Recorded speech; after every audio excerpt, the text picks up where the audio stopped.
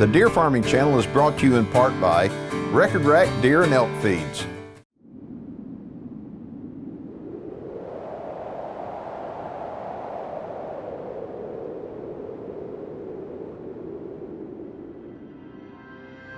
As a deer hunter, I want to know all I can about America's favorite big game animal.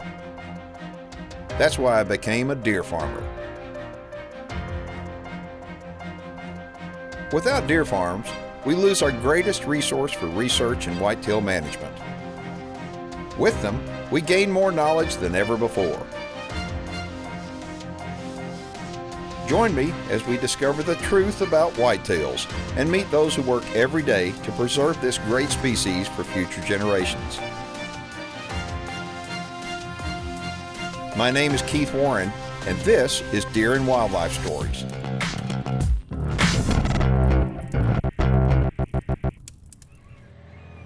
Boy, the weatherman, I think he told a fib.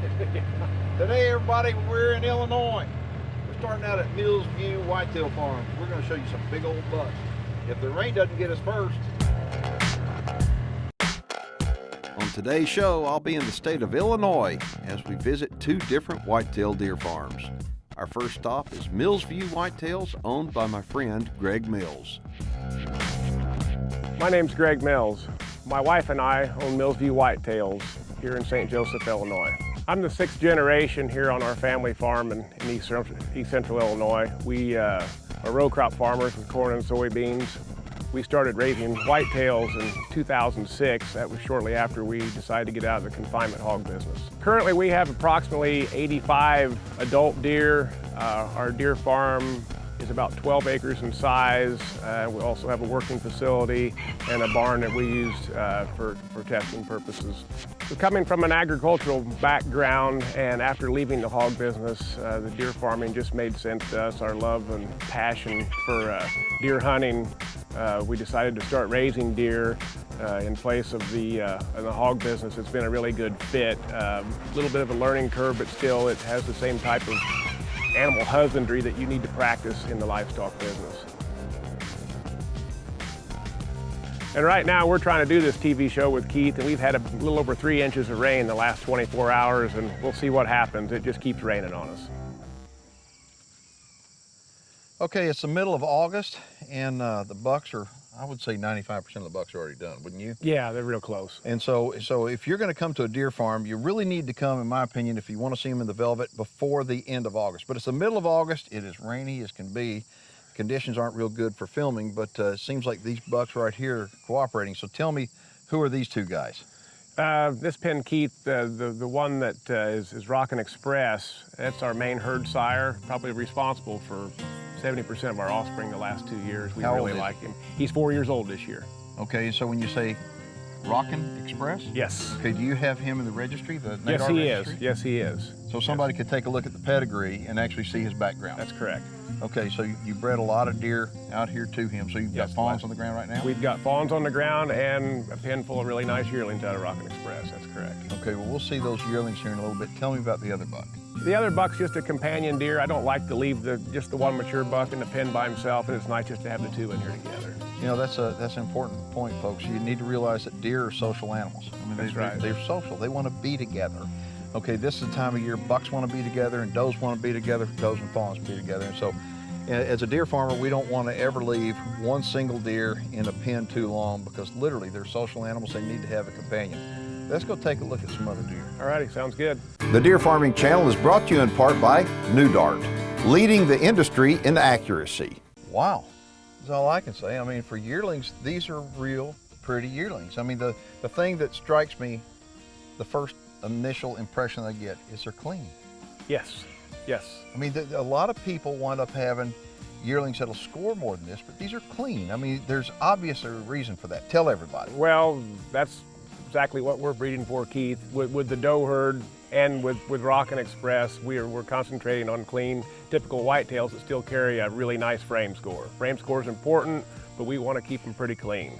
And this is definitely the best group of yearlings that we've had up to date. We're really happy with them. Well, you ought to be. I mean, they're really pretty. By and large, they're very symmetrical, very clean. And I think that, you know, the way the market is going, the deer market, folks, the deer market really is going towards the look rather than the score. I mean, there's a lot of guys, what's he score? What's he score? And although score is important, frame to me and to most people now in our industry is much more important. I mean, what is the look? And so when you can grow a pretty yearling, odds are he's going to grow up into a pretty 2-year-old and pretty 3-year-old. If you, in my experience has been, if we go to these farms and we wind up seeing a not so clean yearling, one that's got trash and stuff, by the time he's 2, he's got a lot of trash. By the time he's 3, he's got a ton of trash. And to me, that's not where the industry is heading. The industry is heading towards clean, typical deer. Okay, so if somebody was to want to buy a deer from you, is every deer that you have in the North American Deer Registry? Yes. Okay, Yes, they so are. you can All of be sure our breeding herd is in the North American Deer Registry. That's correct. And the reason why that's important is that it gives you certainty that you're getting what they say you're getting. Exactly. Let's go take a look at some 2-year-olds. I want to see what you've got there. All righty, sounds good.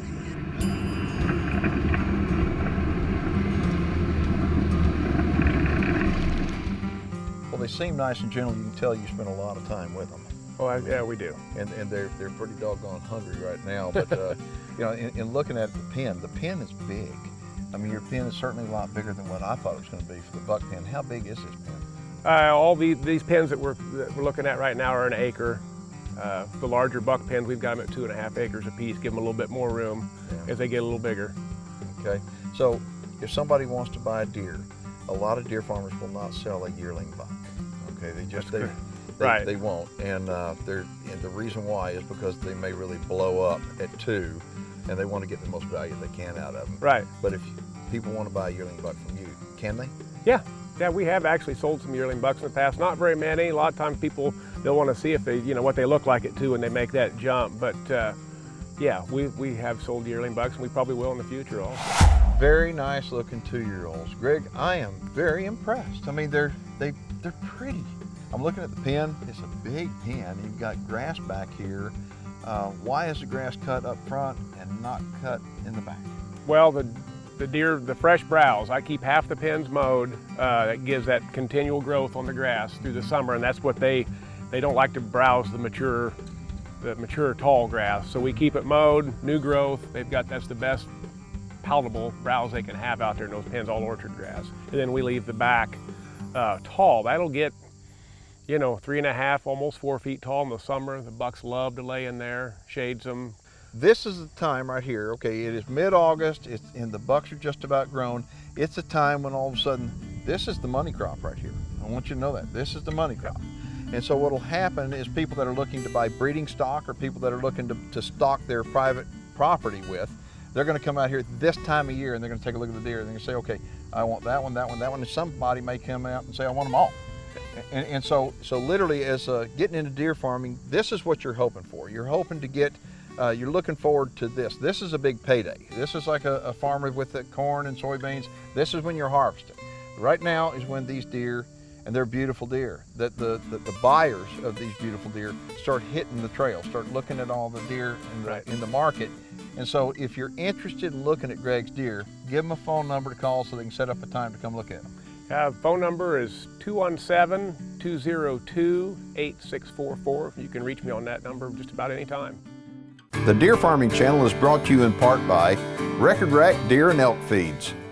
Rusty Carr's been a friend of mine for many years, I don't know, 5+ years. And I've spent a lot of time out here with Rusty, getting to know him. And Rusty's a guy that absolutely loves the deer business. And Rusty has a knack. And Rusty's knack is to be able to actually look at the pedigrees of deer and actually build really big deer from those pedigrees. And so when I'm with Rusty, I look at him, I think many times, I mean, he's just a happy-go-lucky kind of guy. And I think, he's the kind of guy that really doesn't have his act together as far as knowing pedigrees. But when you look at the name of his farm here, Dominant Genetics, Rusty really dominates in the genetic field, and the reason why is he's just got a knack at producing great big deer looking at the genetics. My name is Rusty Carr. I live in Illinois. I've been deer farming for 12 years. So the genetics of my big yearling is Triple Crown, who is the deepest pedigree in Texas, on top of Blockbuster's sister.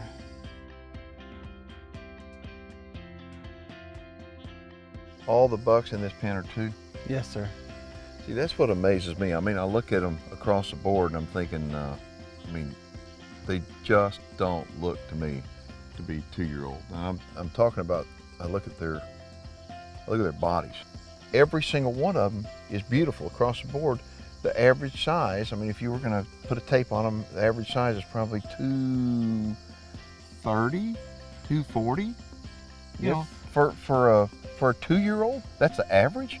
And when you start looking at some of these guys, I mean, some of them are approaching 300. Oh yeah, we got several over 300. All right, so all these are yearling bucks. Yes, sir. I mean, he is so modest. I mean, I look at these guys, I'm just like, I'm amazed. I'm amazed. Every year you keep cranking them out, and you know you've got the right genetics. Clearly, I mean the frames on them. I mean, there's some in here that are, well, some of them are way over 200 inches. I mean, they're really big. But we talk about cost of entry in the market. Okay, if you're a deer farmer that really is, or if you're a guy that wants to be a deer farmer, how much does it cost to get in the market? Tell them what you'd sell them a doe for. Normally, my lowest price is around $2,500. Multiple, you get, you know, the multiple more you buy, you know, I might give you a better deal. Right, but I'm going to point this out, Rusty. Somebody spends $2,500 on a deer. Do you realize that for $2,500 today, you can buy the genetics that 5 years ago, well, you couldn't have bought genetics like that for any amount of money. I mean, right. You think about that. So for $2,500, you can come out here, you can buy a deer or that's got the genetics that will produce stuff like this. Exactly, and that's what's producing some of the best deer out here is not from the best genetic. It is from the strongest anchor doe, which isn't always the hottest doe in the auction house. Right. So I highly recommend don't go purely for genetics. Sometimes it pays to spin off and breed other things other than the highest genetics.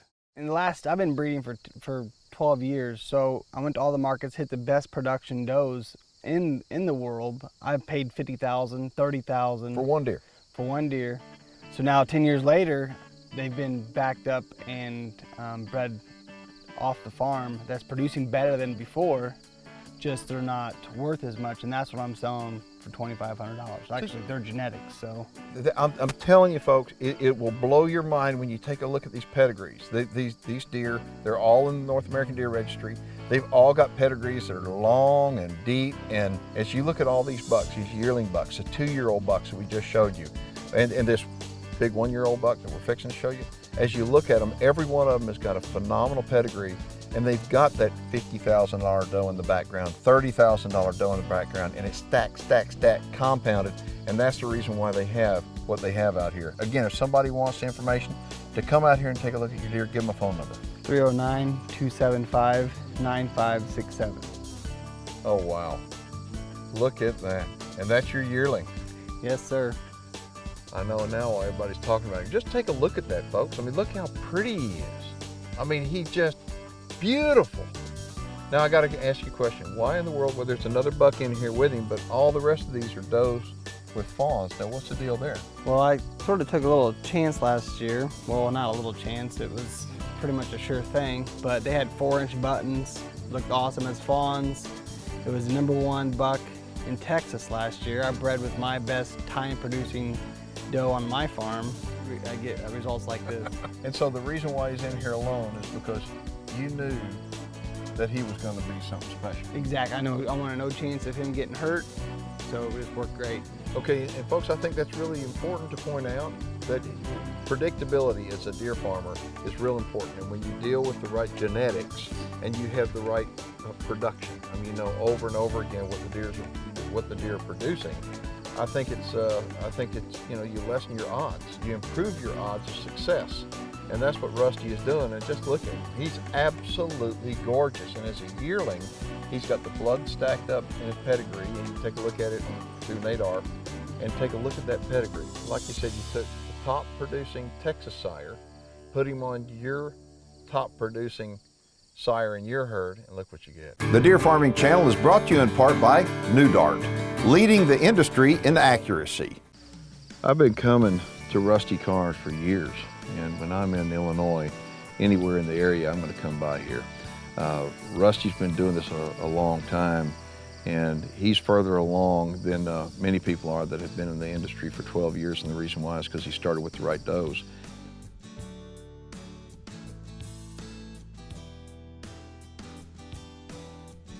When you come out here to Rusty's, you're going to see a lot of deer, big deer.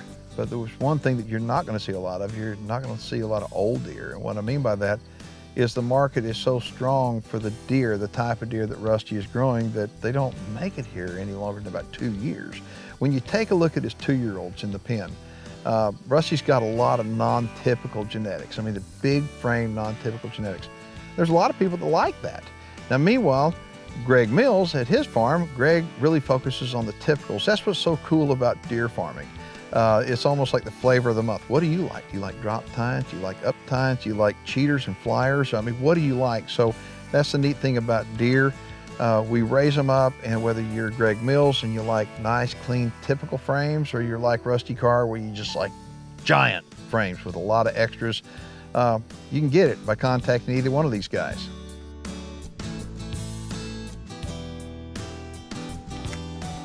You may wonder what the cost of getting into the deer farming industry would be. If you deal with Rusty Carr, give him a call, and he can sell you a deer for as low as $2,500. You'll buy a doe.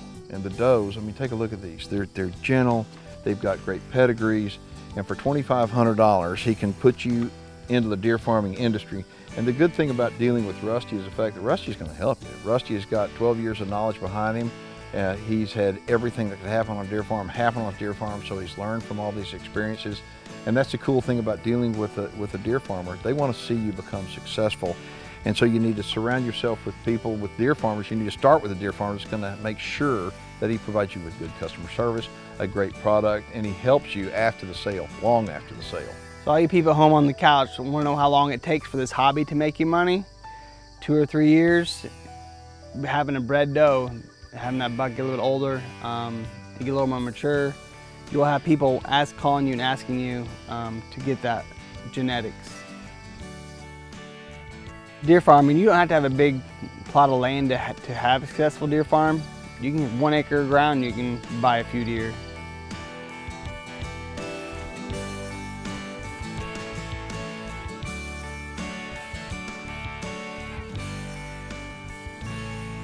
All right, so every week we try to get a deer from a farm that we wind up challenging the viewers with your ability to score. And so viewers, I want you to take a look. Rusty, I want you to pick out a buck out there and just point him out to us, and we'll show the viewers what deer it is. And if you get the closest to this deer's actual score, and we're talking about gross score, Rusty's gonna go ahead and send you the antlers. So what you need to do is you need to go to Facebook right now and enter, tell your friends, enter, because his antlers are gonna be sent to the person who gets closest to the score. So which deer is it gonna be? Just point them out. That one right over there. All right, take a look at that buck right there, folks. All right, what's his name? So we're gonna see how well Keith's genetics produce horns, because his name is Keith. Oh. So go ahead and guess Keith's score then, folks. I mean, take a look at him. Wait, that's a deer Keith right there, I'm telling you. You surprised me with that. Okay, good.